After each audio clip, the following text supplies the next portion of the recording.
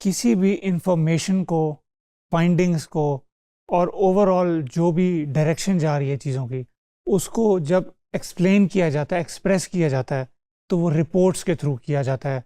और इस particular video में हम बात करेंगे कि रिपोर्ट राइटिंग की क्या टाइप्स हैं और ये एसेंशली हुआ क्या करती है। तो कोई भी जब रिपोर्ट लिखी जाती है, it is a systematic way of communicating facts and conclusions used in business, academics या साइंस। अब we'll be focusing on the business side of things, और इसमें इंट्रोडक्शन और आपके एक्चुअल बॉडी और ये तमाम सेक्शंस हुआ करते हैं किसी भी रिपोर्ट में। और it is factual, it is based on it is organised, it is based on data, evidence and actual analysis. जो भी आपने डेटा गैदर किया होता है या रिसर्च की होती है, इसकी टोन भी बहुत फॉर्मल होती है और ये बहुत ज़्यादा स्ट्रक्चर्ड होता है। अब अगेन इसकी टाइप्स पे आते हैं कि एक तो एनुअल रिपोर्ट्स हुआ करती हैं। इनका गोल होता है कि कोई भी अगर साल में किसी ऑर्गेनाइजेशन में क्या परफॉर्मेंस हुई, फाइनेंशियल भी हो सकती है, मार्केटिंग से रिलेटेड भी हो सकती है, उनकी अचीवमेंट्स की बेस पे भी हो सकती है, ताकि वो स्टेक होल्डर्स या इन्वेस्टर्स को दिखा सकें। अब किसी भी एनुअल रिपोर्ट के जो की एलिमेंट्स होते हैं, वो उसके फाइनेंशियल स्टेटमेंट हुआ करती है, या वो उसकी जो अचीवमेंट्स की डिस्कशन है वो हो सकती है, उसमें कोई चैलेंजेस आए वो हो सकती है, या फिर फ्यूचर में कहाँ पे जा रही है वो ऑर्गेनाइजेशन, उसके ऊपर फोकस हो सकता है। इट इज़ उसकी ऑडियंस थोड़ी ब्रॉड होती है, जिसमें यूजुअली इन्वेस्टर्स या लेंडर्स या कोई रेगुलेटर्स मौजूद हैं। कि अब किसी एक बड़ी कंपनी ने अपनी एनुअल रिपोर्ट शाया की है, फॉर एग्जांपल एंग्रो ने की है, तो उसको पढ़ने वाले बहुत से लोग होंगे, इन्वेस्टर्स होंगे, रिटेल इन्वेस्टर्स होंगे, कोई बड़ी ऑर्गेनाइजेशन वाले इन्वेस्टर्स होंगे, विद इन द कंपनी वो पढ़ी जाएगी, एम्प्लॉयज़ पढ़ेंगे, एम्प्लॉयज़ की फैमिलीज़ भी पढ़ने को पढ़ लेंगी। तो इस वजह से ये एनुअल रिपोर्ट्स जो पब्लिकली शाया की जाती हैं, उनका ज़्यादा उनमें उनको ऑडियंस का ये जहन में रखते हैं कि थोड़ी सी ब्रॉड होगी।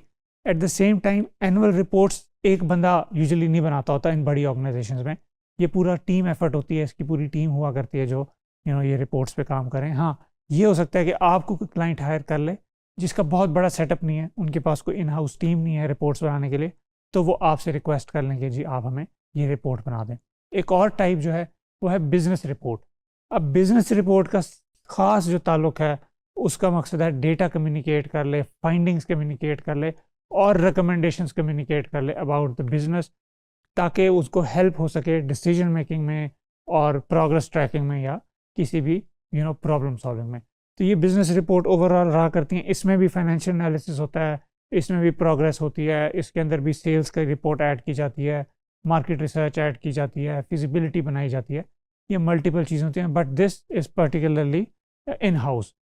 इसकी जो ऑडियंस होती है उसको पढ़ने वाले इंटरनल लोग होते हैं, मैनेजर्स होंगे, एग्जीक्यूटिव होंगे, उनको पता होगा कि जी हमारे बिजनेस ने क्या किया है, इसकी बेस पे हमने क्या एक्शन लेने हैं। यूजुअली जितनी बड़ी ऑर्गेनाइजेशन होती है उतनी ज़्यादा उनको रिपोर्ट्स की ज़रूरत पड़ा करती है, लेकिन रिलेटिवली हर ऑर्गेनाइजेशन को बिजनेस रिपोर्ट की ज़रूरत किसी न किसी पॉइंट पे लाजमी आती है। अब एक रिपोर्ट है अगर कोई लिखी जा रही, उसका मकासद उसके हम देख लेते हैं कि क्या है। सबसे important purpose of report is to information transmit करना, फाइंडिंग्स ट्रांसमिट करना, डेटा शेयर करना, प्रोजेक्ट की प्रोग्रेस दे देना, फॉर एग्जांपल ये रिपोर्ट हो सकती है। अब इसका दूसरा जो पर्पस है वो है कि आप एनालिटिकल गोल है उसका, कि आप एनालिसिस कर रहे हैं कि डेटा ने क्या हमें कंक्लूड करा के दिया, क्या इश्यूज आइडेंटिफाई करके दिए, क्या अपॉर्चुनिटीज़ बना के दी। तो एनालिटिक्स का भी इसमें रोल है। फिर डिसीजन मेकिंग का भी इसका एक पर्पज़ है कि based on all the insights you gather, आपने डिसीजन क्या लेना है, किस स्टाफ को, किस टीम में ज़्यादा लोग ऐड करने हैं, किस में कम करने हैं, किस विंग पे फोकस करना है, किस मार्केटिंग चैनल पे फोकस करना है, ये तमाम चीज़ें इसके अंदर आती हैं। और फाइनली रिकॉर्ड कीप करना कि क्या रिकॉर्ड रहा है ओवर द ईयर्स। आपको पता हो कि इस साल हमारे पास ये रिपोर्ट है 2024 की, 2025 की ये रिपोर्ट है, 26 की ये रिपोर्ट है। ये रिपोर्ट्स आपके पास होती हैं तो आप उनको इकट्ठा करके एक ट्रजेक्ट्री को फिगर आउट कर सकते हैं।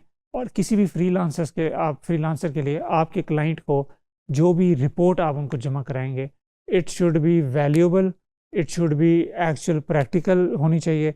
और मेरे भी इनफैक्ट में बहुत सारे ऐसे स्टूडेंट्स मेरे हैं जो सिर्फ एक ख़ास टाइप ऑफ रिपोर्ट में स्पेशलाइज उन्होंने किया, और अब तक दे आर अर्निंग। इनफैक्ट मैं कल ही एक से मिला हूँ जिन्होंने $150 का प्रोजेक्ट किया था अपनी ज़िंदगी का, जिनका पहला प्रोजेक्ट था वो रिपोर्ट राइटिंग का था, कि उन्होंने उस रिपोर्ट पे काम किया और he was able to scale. फिर उन्होंने उनकी ऑर्गेनाइजेशन में he was working as an engineer. तो टेक्निकल बंदे भी ये इसमें एक्सेल करते हैं as long as they are willing to work for it. अब कोई भी आपने अगर रिपोर्ट लिखनी है तो उसके लिए आपने सबसे इम्पोर्टेंट चीज़ है to collect data and conduct research. Surveys, interviews और कोई भी ऑब्जर्वेशंस आपकी हैं, ये चीज़ मैटर करेगी। फिर आपने बुक्स को भी रेफ़र कर सकते हैं, वेबसाइट्स को रेफ़र कर सकते हैं, जो एग्जिस्टिंग रिपोर्ट्स हैं मार्केट में, डेटाबेस मौजूद है उसको भी रेफ़र कर सकते हैं। आपने जो भी कलेक्ट करना है it should be accurate, it should be verified, it should be relevant. ये ना हो कि आप कहीं ना कहीं से बस डेटा लिख दें, एआई से लिख दें और बस सब ठीक है, बस कंपनी वाले इस पर डिसीजंस ले बैठेंगे और उनका नुकसान हो जाएगा। तो अच्छे अच्छे प्यारे प्यारे तरीके से काम करेंगे, उनका फ़ायदा करेंगे। और ये सब जब हो जाता है, अपना डेटा को ऑर्गेनाइज कर लें, रिसर्च को, और फिर again you can go out there and start writing it. इसमें ये भी चीज़ें हैं, में रख लेंगे कि ये डेटा कलेक्ट कैसे करते हैं। अगर अब मैं सर्विस का जिक्र किया, आप फॉर्म्स बना सकते हैं, क्वेश्चनेयर्स बना सकते हैं जो आप अपने एग्जीक्यूटिव्स को, टीम के लोगों को शेयर कर सकते हैं। आप उनके इंटरव्यूज़ भी कर सकते हैं, आप अपनी ऑब्जर्वेशन भी कर सकते हैं कि कंपनी में चीज़ें कैसे चल रही हैं। एग्जिस्टिंग डॉक्यूमेंट्स और रिकॉर्ड्स देख सकते हैं। फोकस ग्रुप बना सकते हैं कि जी आप इस पर्टिकुलर चीज़ पे रिपोर्ट बना रहे हैं, आप मार्केटिंग के ऊपर सपोज कर बना रहे हैं, तो मार्केटिंग के 3 लोगों का फोकस ग्रुप बनवा लिया आपने क्लाइंट से रिक्वेस्ट करके। फिर आप आप ओरल हिस्ट्री ले सकते हैं, अभी सीईओ से चलते चलते पूछ लिया कि जी उस चीज़ के बारे में आपको क्या याद है, तो उसने रिपोर्ट कर दिया, ठीक है। या आपने एग्जीक्यूटिव से किसी से पूछ लिया। फिर ये तमाम चीज़ें along with your manual research, internet पे आप, इंटरनेट बड़ी प्यारी चीज़ है, इस पे आपके पास ना डेटा मौजूद होता है। एक कंपनी ने पिछले 10 साल पहले क्या किया, 5 साल पहले क्या किया, हर चीज़ उनका डिजिटल फुटप्रिंट मौजूद है। उसको भी आप यूज़ कर सकते हैं to come up with the information you need for your report. और सोशल मीडिया पे भी आप जाके उनको देख सकते हैं कि वो क्या करते रहें, वहाँ पे उनका बहुत अच्छा एसेंशली मौजूद होता है, उनका एक पूरा प्रेजेंस। सिमिलरली आप जो भी रिपोर्ट लिखा करते हैं, it is something high in demand. इसकी बहुत क्लाइंट्स को ज़रूरत होती है, इसकी बेस पे क्लाइंट्स ने फैसले करने होते हैं और उनके पास एसेंशली अक्सर टाइम नहीं होता कि वो ये खुद कर सकें। अगर आपके जहन में कभी आए ना कि भाई ये सब तो ठीक है, लेकिन मैं क्यों, मुझे क्यों वो पैसे देगा, क्योंकि अव्वल तो आपकी एक्सपर्टीज़ डेवलप हो जाती हैं उस चीज़ में। तो एक एक्सपर्ट का किया हुआ काम और एक ऐसे बंदे का किया हुआ काम जो पहली दफ़ा कर रहा है, उसमें ज़ाहिर है फ़र्क होता है। तो people prefer to hire experts. दूसरा, क्लाइंट्स के पास टाइम नहीं होता। क्लाइंट्स ने बहुत चीज़ें करनी है ज़िंदगी में, उन्होंने बिज़नेस खड़ा करना है, टीम मैनेज करनी है, उन्होंने मार्केटिंग देखनी है, सेल्स देखनी है, उन्होंने फुलफिलमेंट देखनी है, फीडबैक देखना है, क्या क्या करेगा, वो रिपोर्ट भी लिखने बैठेगा। इस वजह से ये तमाम चीज़ों को डेलीगेट भी किया जाता है, क्लाइंट इसको आउटसोर्स करते हैं। और इसको ढूंढने का एक अच्छा ज़रिया जो है वो फ्रीलांस प्लेटफॉर्म्स हुआ करते हैं कि आप you can go out on Upwork, आप वहाँ बिजनेस रिपोर्ट राइटर देख लें। आप रिपोर्ट राइटिंग का पूरा टैब बना हुआ है जहाँ पे जॉब्स आ रही होती हैं अपवर्क की। तो report writing is something solid. Marketing का एनालिसिस रिपोर्ट भी आप बना सकते हैं, मार्केट की, कॉम्पिटिटर्स की, बहुत सारी चीज़ें, रिसर्च की रिपोर्ट बनाई जाती है, बहुत ज़्यादा इसका काम है।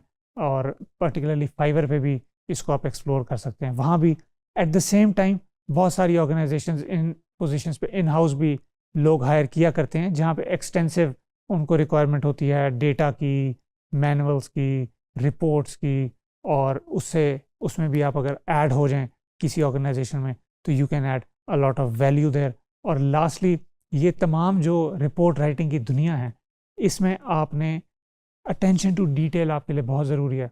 जितनी अटेंशन पे करेंगे, जितना दिल लगी से काम करेंगे, उतनी रिपोर्ट में वो रिफ्लेक्ट होगी, उतना क्लाइंट को फ़ायदा होगा। ये तमाम चीज़ों का ख्याल कीजिएगा। See you in the next video.